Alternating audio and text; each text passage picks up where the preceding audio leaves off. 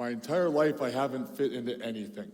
It's just like I've never been able to fit into the kids' clothes when I was a kid. I was never able to fit into normal shoes. Like by the time I was like, I think I was like 8 years old and I had size 9 men's feet of shoes. And it was always just a problem. And that didn't stop just with like children's clothing. It moved into the car situation because when you are like a teenager or in college, you don't get to just go down to your local dealership and pick whatever car you want. You can't just be like, hey, I'm a big guy. I deserve a giant, jacked up, lifted Dodge Ram with lots of space. You get what you can afford. And most of the time, you can't afford much. Most of my cars have been really tiny. In fact, one of my more recent cars was a 2006 two-door Honda Civic. Going up that big hill on 105th Street, going up into downtown with my body weight plus like a banana or an apple, that was the limit. It couldn't, you'd hit that, he's like shaking, trying to get up there. You're like, come on, you can do it, like slapping the side of the car like it's a horse seat if you can get it up. No, barely. That engine was like half a liter, 0 cylinders, 0 horsepower.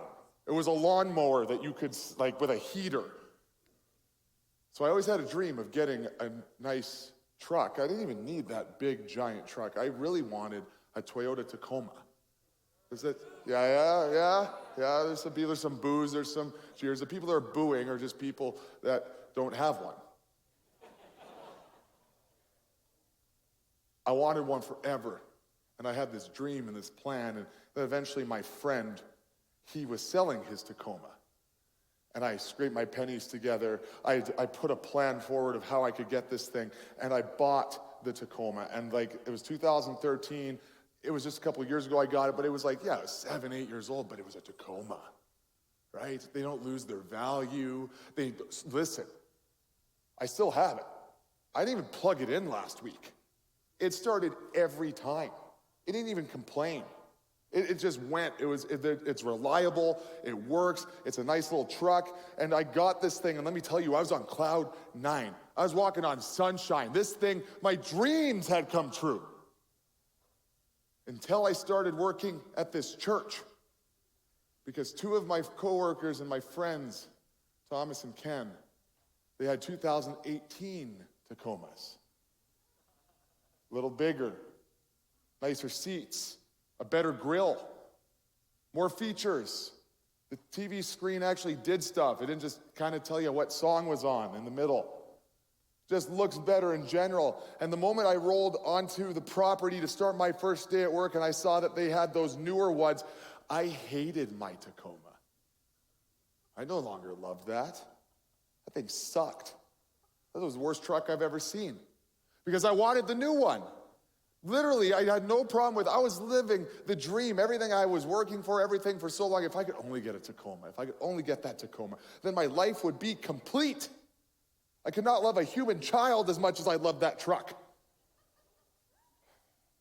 But then, in a moment, it was all dashed away from me because I had friends with better stuff, with a better truck, and my new dream became, if only I could get a 2018 Tacoma. I don't have it yet, but dare to dream, friends. Dare to dream. We live in a world of comparison. And whether it's trucks, whether it's other things, we just are always looking at other people. We're looking at other people's lives and their circumstances and their situations, and we're thinking, I want to be like them. I want to have what they have. It's always been like this. It's always been through all of history. We would covet things, we would compare, we would get jealous, but social media changed the game. Because we have people who are living fake lives, like complete fake lives. They're presenting falsehoods as reality. They're using filters that make them look like something they don't look like whatsoever, but we're buying it and we're believing it and we're comparing our lives to it. What am I talking about by fake? There is a huge market for renting Lamborghinis to guys, primarily, maybe girls too, who want to use them for their dating profile pictures. Girls, can you imagine that guy rolls up, you're thinking, yeah, I'm on a date. Guy's got a Lambo. He shows up in some like Prius or a 2006 Honda Civic two-door that can't go up a hill. A little disappointed maybe, right? There's also a huge market for literally sets that look like fake private jets. That's a level of disappointment for a first date. He's like, he's got a private jet. He's showing up on like one of those like Lime scooters. Like, hop on, let's go. It's minus 40, no good. Fake body parts, dating profiles and lies. There's not much that's real in society anymore. It's easy to fall for it. It's easy to fall for all of this stuff. And we just try to compare. We don't want to look out of place, which is why I'm wearing this ridiculous thing today, because I forgot my neon stuff. I even found a little bit of tape backstage just now that's neon. So I'm with the crowd. But I would be comparing. I'm looking at all this neon in the crowd, and I'm like, I gotta keep up. Gotta keep up with everyone. But it goes beyond something like that. It goes into the core of our identity. It goes into everything. We believe that we're not enough because we see everyone else who has everything, and we don't have that. And it sucks because it's all fake. But we don't see that. We can't see it. It's so crystal clear. It's such a great illusion that we believe it to be true.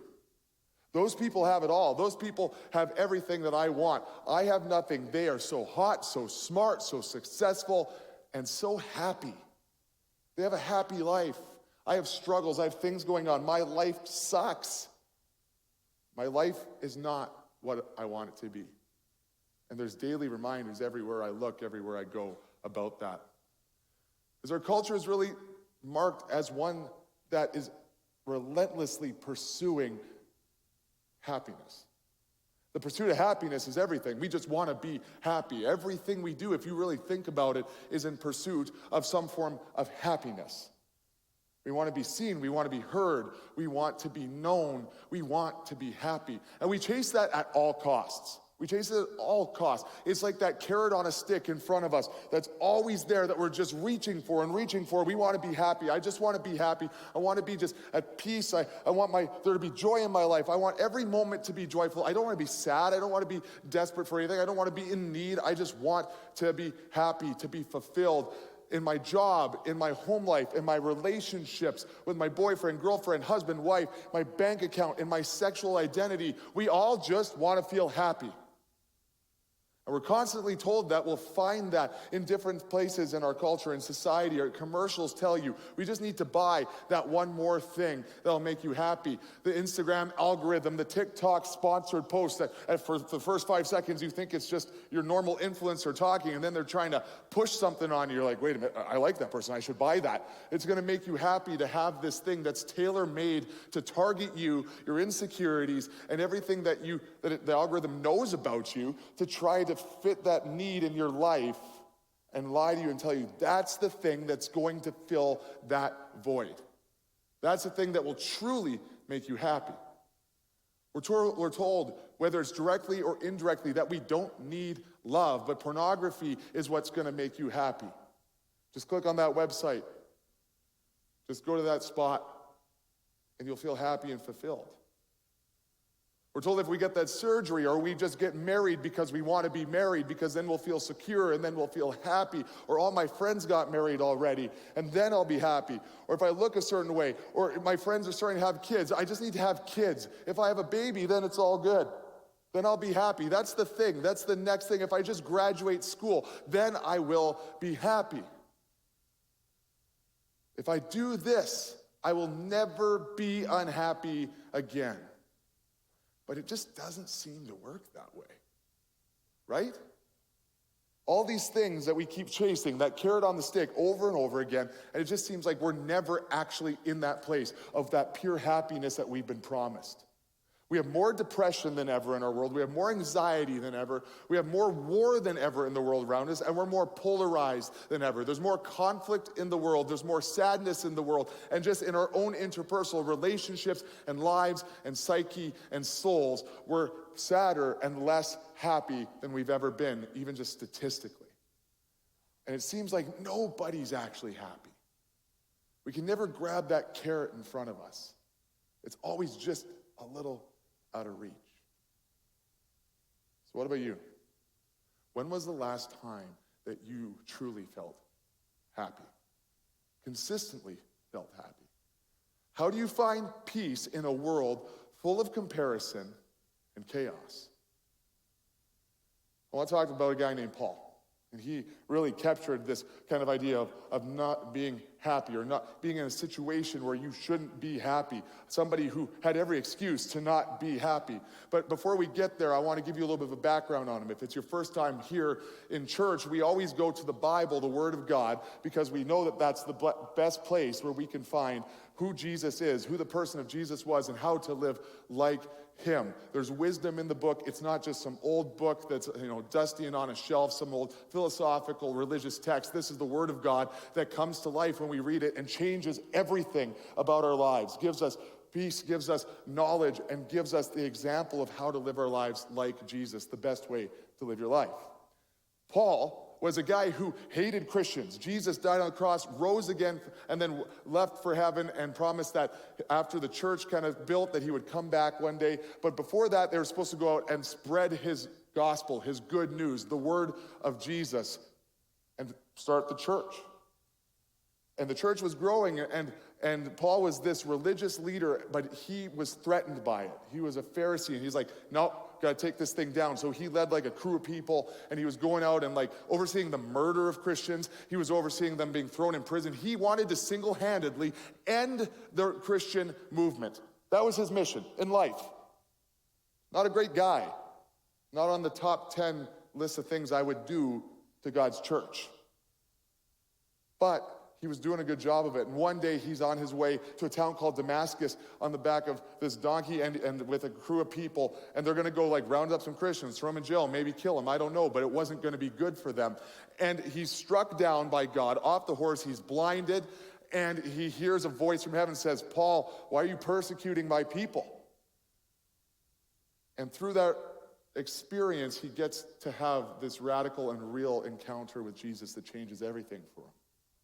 He gets his vision back at some point, and he starts going out and preaching the gospel, preaching the word of Jesus, sharing it. He plants churches. He becomes what's known as a missionary to all of that part of the world, and planting churches everywhere and pastoring them and being really one of the first pastors and evangelists in history. And we can truly bring back and track back this church and all the good work of the church to what he started and what he did. Pretty significant. He wrote the second half of the Bible, a good chunk of it. Lots of these letters to different churches. And so he had this crazy change, but it wasn't without struggle. You turn on the primary group, the Pharisees. You turn on the Jewish leaders that had Jesus murdered. And they were going to come after him as well, because he became equally a threat. So his whole life was just spent being chased down, being attacked. The Roman soldiers, the Roman officials, the Roman groups, they didn't like him. They were always at him. He was never safe. And then on his own side, the Jewish leaders, his background, his culture, they were always after him. He was constantly getting beaten, flogged. He had just bad random things happen to him, bad luck. He was in a shipwreck or two. He had economic hardship. He had no money, so he had to start making tents, which is like not my top pick for what I do as a side hustle, but he's making tents, and he has to do that, and then he's getting attacked from everywhere. And to top it off, at the point that we're going to look at here, he is now in a Roman prison, in shackles, in chains, and it is just, I think, in a space where I would feel horrible. His life has turned from a high position of religious leadership to being a prisoner and to being somebody who has been hurt, attacked, and abused. Lonely, broken, poor. Certainly not in a place where you would ever feel happy. And he writes this letter to a church he started in a town called Philippi, and it's in a book in the second half of the Bible called Philippians. I want to take a look at chapter 4. This is the primary scripture text we're going to look at tonight. In Philippians 4:10, he says this. Remember, he's got all this stuff happening to him, and he's writing in chains. I rejoice greatly in the Lord that at last you renewed your concern for me. Indeed, you were concerned, but you had no opportunity to show it. I am not saying this because I am in need, for I have learned to be content whatever the circumstances. I know what it is to be in need, and I know what it is to have plenty. I have learned the secret of being content in any and every situation, whether well-fed or hungry, whether living in plenty or in want. I can do all this through him, Jesus, who gives me strength. Who says that? Who goes through that type of life, that type of suffering, that type of just personal hell, and writes that? Because that's not what I would have written. Not a chance. If I'm Paul, I'm like, dear Philippians, I have been whipped and beaten, and I'm doing terrible. I'm in so much pain. Have you ever been flogged before? I bet you don't even know what flogging is. Google it. Google flogging and see if you think it's something you want. I did a lot for you, and now it is time for you to do something for me. I need you to get your guns, your swords, your baseball bats, heck, even a Twizzler with a toothpick in it. I don't care. Get me out of here. Storm the castle. Save me. I want out. But that's not what he writes. He says, I'm not in need. He says, I'm not weak. He says, I'm not asking for any of that. He says, I'm content. I found the secret to being content in all things. Having everything, having nothing. I've had both. And now I'm content. Think about that. If you were in that situation, how would you feel? What would your letter say? What would your letter say if you're in this personal hell, this horrible situation? What would you be writing? What would you be thinking to yourself? Because it's probably not that. Because I know it probably wouldn't be for me. He doesn't say that he's falling apart. He doesn't say that his life sucks. But we can see it sucks. He says he's content. The word content, we look to the Bible, and the Bible was written in a couple of different languages, so sometimes we'll go back and look at what the word means in the language it was written. And in this one, it was in Greek. And the Greek word for content is atarkis. And I hope I'm not butchering that. I'm not fluent in Greek. But what it means, and when we look down, is it's this like self-sufficiency, this being self-contained. It implies a state of being which is inwardly satisfied and doesn't depend on external circumstances for happiness or fulfillment. And so this self-sufficiency, it's not necessarily self-sufficient. What he's saying is that it's a self-sufficiency that's coming from his relationship with Jesus. He says, I'm content. Nothing from the outside matters. Nothing that I don't have, nothing that other people have matters. I have everything I need. I am content. I have found the secret to that. The trust on the provision, on the reliability, and the hope of Jesus in his life. So how can he have such a good attitude? Like, that sounds great. We'd all love to be able to say we're that person. But let's be honest, when it hits the fan, it's not so easy to make that decision because life is spiraling. People are hurting you. Everything is falling apart. Your bank account seems to be just have a hole in it, and it's just not even trickling. It's just hemorrhaging at all times. Your car broke down, and then you got a new one, and then you got hit the next week, and somehow they took off, and now it's your fault, and you're on the hook for something else. Your pipe burst in your house because it was minus 40. I don't know, something bad happened, and it feels like everything is spiraling, and then it's not really your first step to be like, I am content in everything. Nothing is bad. Complete tranquility. No! Life sucks. And that's usually the perspective we take. We fall into that. But yet he says, I have no need. I am content. I can do all things through Jesus who gives me strength. How does Paul find peace, find contentment in what would normally cripple any man or any woman? How does he find peace in his own personal hell? And how can we? So let's take a look. He's writing also into another church in the same circumstances in the book of 2 Corinthians. It's to a church called, in a town or a city, a major metropolitan city called Corinth. He says this in chapter 12, verse 9. But he said to me, my grace is sufficient for you, for my power is made perfect in weakness. Those were the words of Jesus. He says, therefore, I will boast all the more gladly about my weakness, so that Christ's power may rest on me. That is why, for Christ's sake, I delight in weakness, in insults, in hardships, in persecutions, in difficulties. For when I am weak, then I am strong. We're not getting any more like counter to what most people do here. This is increasingly like, when I am weak, well, then I'm strong. It's like, okay, Paul, good for you, buddy. Like, seems like it's nonsense. So opposite of what we live. It's so opposite of our baseline. It's so opposite of what we naturally are drawn to. But there's this thing, and when we hear it, there's something about it that captures our attention, because it's like, I wish I could do that. I wish when I was facing hardship, I wish when life was spiraling apart, that I could find this in my own life, that I could find the ability to be content, to be at peace. But how do you do that when there's no stability, when there's nothing really to be content about, when it's all just falling apart? What do you do when your life actually sucks? What do you do? What's the vice you go to? What is the natural reaction you go to? Not just in your head, but what do you turn to in those situations? Because it's hard when we're not happy, because we've been told that we should be happy all the time. But this is going to sound a little odd, but you actually can't be happy all the time. It's a lie. That's one of the lies of society. And I'm not saying that your life should suck, but we've been lied to and told that we need to always be in a constant state of happiness. I don't think it's a natural baseline or a realistic baseline to be happy all the time, any more than it is to be sad all the time. This carrot on a stick, it's always out of reach because it's not realistic.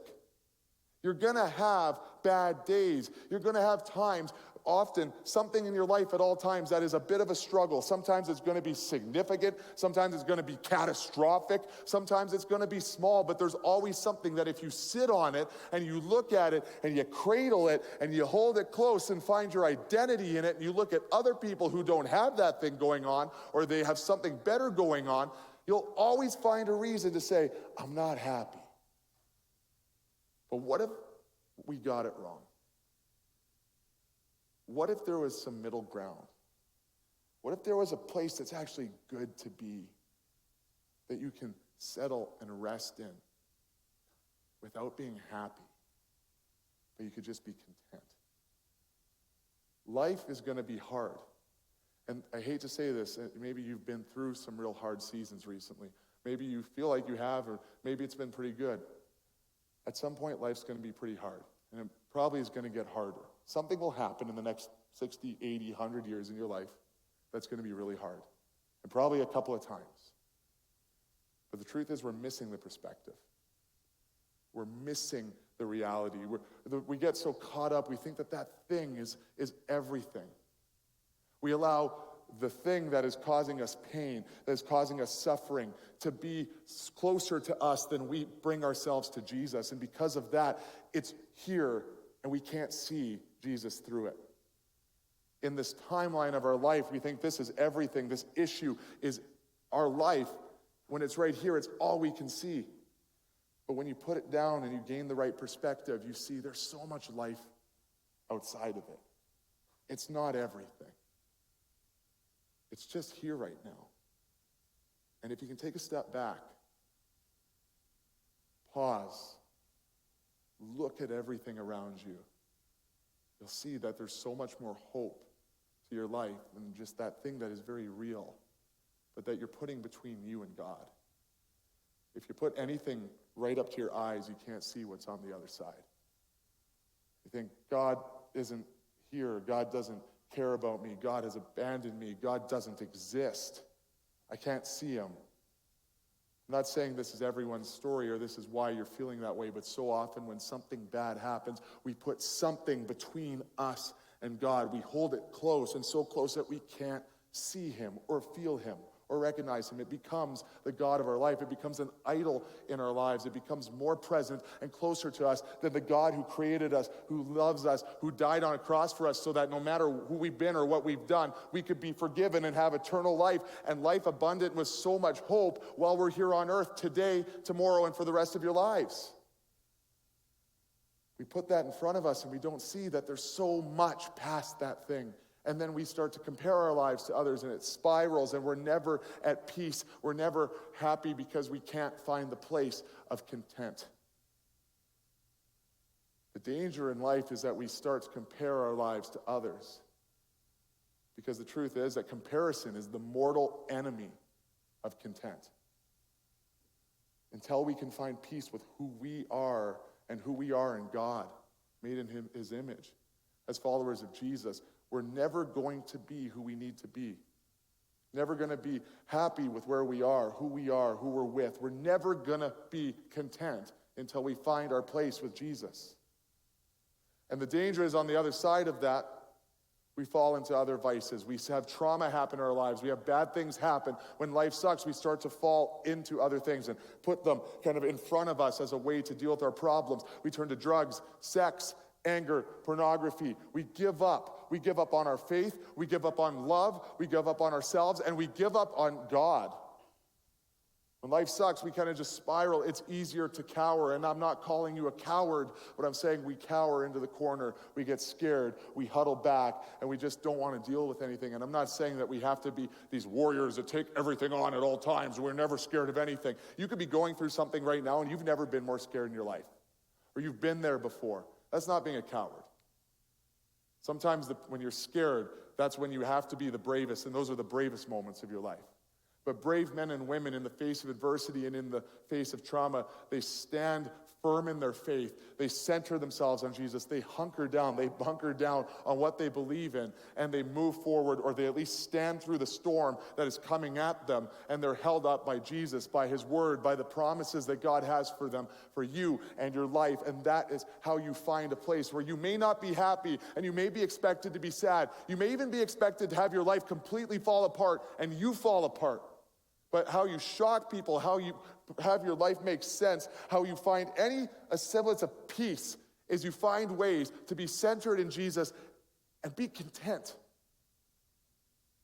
Everything that's happening to me is awful, but it doesn't define me. I'm not defined by that. I feel weak, but it's not who I am. And it's not who I have to be. And it isn't going to be who I'm going to be forever. We can't do that on our own. We need help. Paul says we're made perfect in our weakness when we acknowledge we're weak, when we stop pretending that we can do it on our own. We like to pretend, oh yeah, we got it. I got this. I got it. We're good.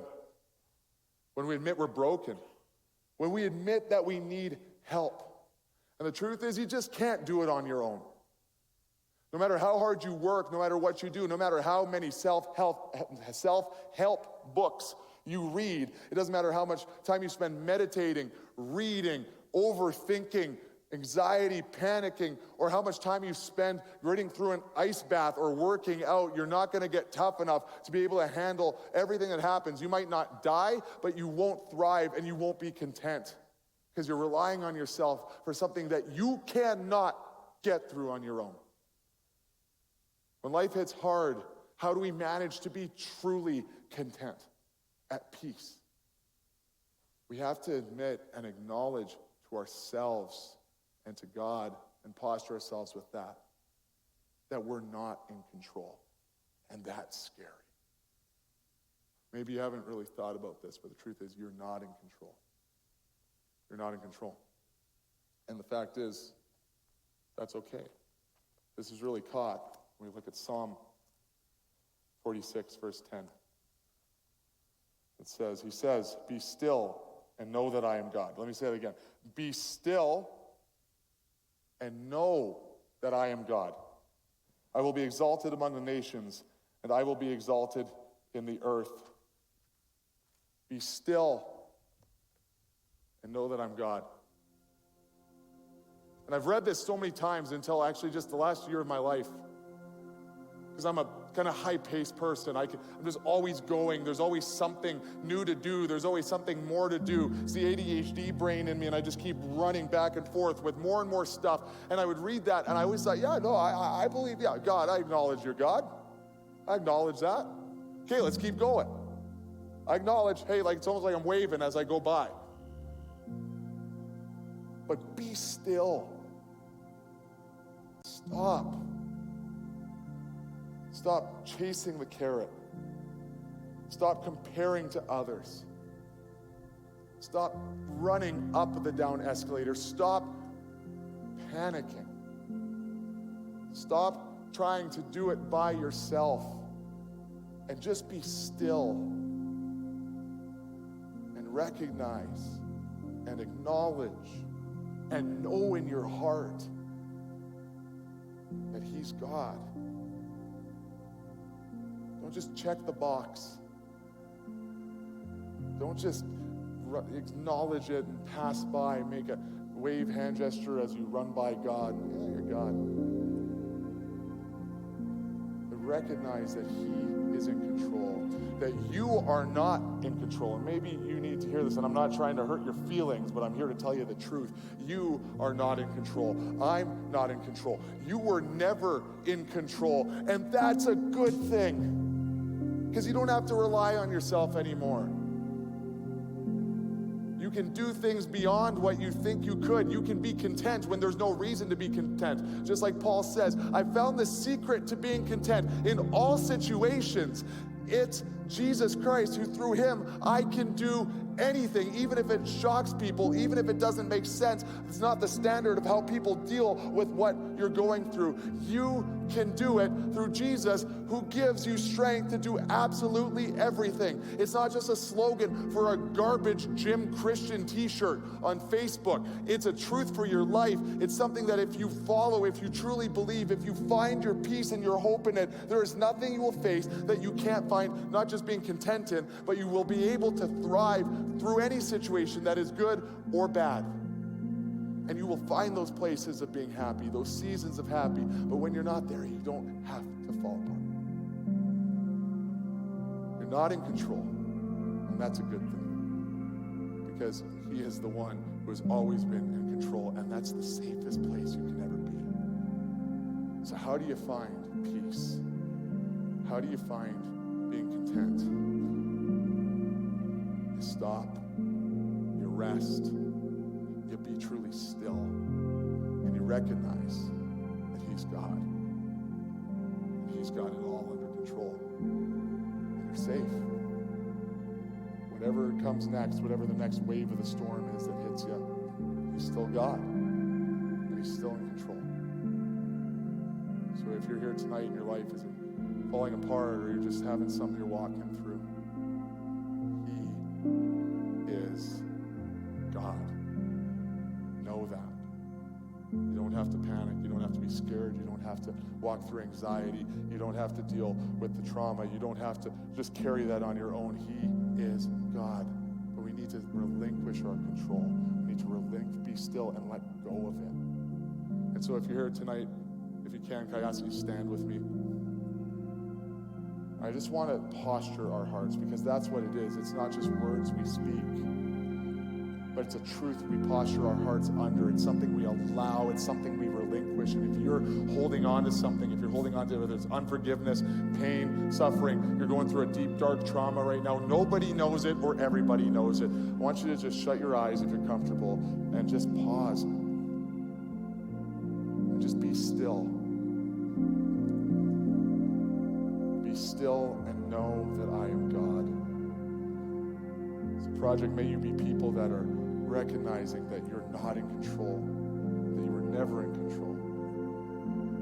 But that's a good thing, because he's in control. And no matter how crazy the situation is, that is the safest place you can be and ever will be, and it's the place that you can choose right now to be. Truly at peace, truly content. May you all feel content and at peace in the presence of God. The band's going to play, and for you can sing along. We got lyrics up there, you can sing that song, but just keep that posture in your heart, not just now, but also just as we go from this place, as we have a lot of fun tomorrow. Don't ever forget that he's not going to abandon you, that he's in control, and you're safe. We have a prayer team that's going to come up to the front. If you need prayer for anything over the next couple of songs that we worship God with in the next couple of minutes, we would love to have you be prayed for. Don't leave here without getting prayer. But let's worship together.